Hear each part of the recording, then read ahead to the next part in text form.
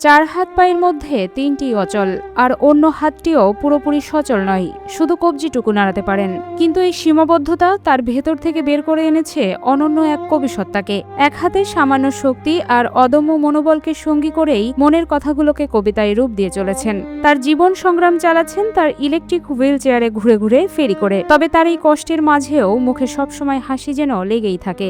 তোমাকে ছাড়া বাঁচবো না, এই কথাটি সঠিক নয়। তোমাকে না পেলে মরে যাব, এই কথাটি মিথ্যে হয়। বাস্তবতা সত্য কঠিন, মানুষ খুব সহজে বেঁচে রয়। এই পৃথিবীতে সবাই বাঁচে, শুধু স্বপ্নগুলোর মৃত্যু হয়। তার পঙ্গু জীবনে কবিতা তাকে দিয়েছে মানসিক প্রশান্তি। অবাক করা বিষয় হলো, আরমানের ইতোমধ্যেই 250টিরও বেশি স্বরচিত কবিতা রয়েছে। নিজের অনুভূতি, স্বপ্ন আর জীবনের গল্প তিনি তুলে ধরেন কবিতার ভাষায়। তবে মনের খোরাকের পাশাপাশি জীবিকা নির্বাহের জন্য প্রতিদিন ইলেকট্রিক হুইল চেয়ার নিয়েই ঘুরে ঘুরে বিক্রি করেন তার অল্প কিছু পণ্য। আমার 200-250-এর উপরে কবিতা লেখা আছে। আর আলহামদুলিল্লাহ, আমি যখন লিখতে বসি আমি চাইলে লিখতে পারি, অনেক লিখতে পারি। কবিতা লিখলে আর কবিতা শুনলে কিংবা কবিতা পড়লে আপনার মনের ভিতরে কষ্ট থাকে না।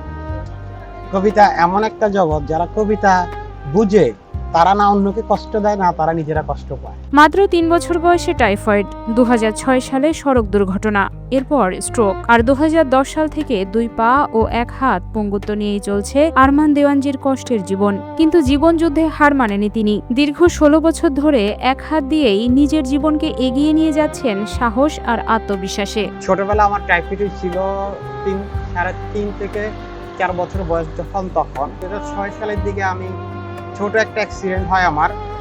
আমি ওই অ্যাক্সিডেন্টের পরে আমার মোটামুটি প্রচুর ব্লাড যায়। তাছাড়া ওখানে আমি ছোটখাটো একটা স্ট্রোক।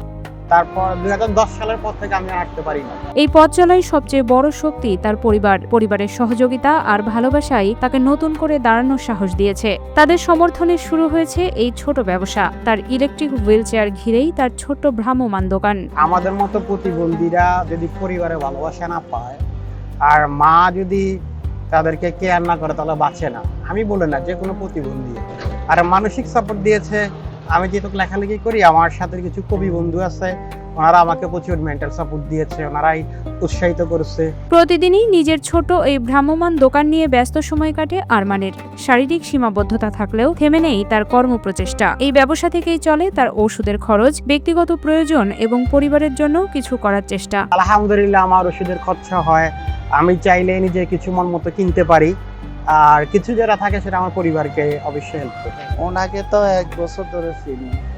এখানে উনি গাড়ি নিয়ে দোকানদারি করে। উনি তো ভালোই, উনি তো কারো কাছে সাহায্য চাচ্ছে না, নিজে কর্ম করে খাচ্ছে। এটা তো ভালো, নিজে ইনকাম করে পরিবারকে খাওয়াচ্ছে, চালাচ্ছেন, এটা তো ভালোই। পঙ্গুত্ব নিয়ে কোনো আক্ষেপ নেই আরমানের, বরং নিজের অভিজ্ঞতা থেকে তিনি বুঝেছেন প্রতিবন্ধী মানুষের সংগ্রাম। এজন্য সাধারণ মানুষও তার কাজ দেখে অবাক হয়। যেখানে সকলে সামান্যতাই হতাশ হয়ে পড়ে, ভাগ্যকে দোষ দেয়। ওনার সেলফ রেসপেক্টের থেকে উনি করতেছে। অনেকে সেলফ রেসপেক্ট থাকে না, কষ্টের কাজ ওরা করতে চায় না, কিন্তু উনি প্রতিবন্ধী হয়েও উনি নিজে উদ্যোগে একটা কাজ করতেছেন, এটা অবশ্যই অ্যাপ্রিশিয়েটেবল। মাঝে মাঝে আবার পানি খেতে চায়, পানি খাওয়া দিই। কারণ ওনার হাত পা দোনোটা কাজ করে না, হাতও কাজ করে না, পাও কাজ করে না। পানি টানি আমাদেরকে খাওয়া দিতে হয়। ওনার মাঝে মাঝে ওইখান উঠতে কষ্ট হয়, উঠান আমরা ওনাকে সহযোগিতা করি। এটা পাটা অনেক সময় পাটা বাঁকা হয়ে যায়, আমাদেরকে দিয়ে পাটা সোজা করে নেয়, হাতও কাজ করে না। নিজে হাসি মুখে সীমাহীন কষ্টের জীবন পার করছেন বলেই ভবিষ্যতে প্রতিবন্ধীদের জন্য একটি বিশেষ কেয়ার হোম গড়ে তোলার স্বপ্নও দেখেন তিনি। প্রতিবন্ধীদের জন্য যে কোনো একটা কিছু করব, তাদের সেবামূলক একটা ফাউন্ডেশন করার ইচ্ছা আছে। যেখানে আমরা সামান্যতেই হতাশ হয়ে পড়ি, ভাগ্যকে দোষ দিই কিংবা অন্যের উপর নির্ভরতার পথ খুঁজি, সেখানে আরমানের সংগ্রাম সবাইকে চোখে আঙুল দিয়ে দেখিয়ে দিচ্ছে চেষ্টাই সব সম্ভব। আমি প্রতিবন্ধী হলে আমার দুনিয়াটা শেষ। আসলে প্রতিবন্ধী হলে যে দুনিয়াটা অন্ধকার তা না। যদি পরিবারের সাপোর্ট থাকে আর তার চেষ্টা থাকে, সে চাইলে সে নিজেও কিছু করতে পারে। 2 পা আর 1 হাত অচল হলেও হারিয়ে যায়নি আরমান দেওয়ানজির স্বপ্ন।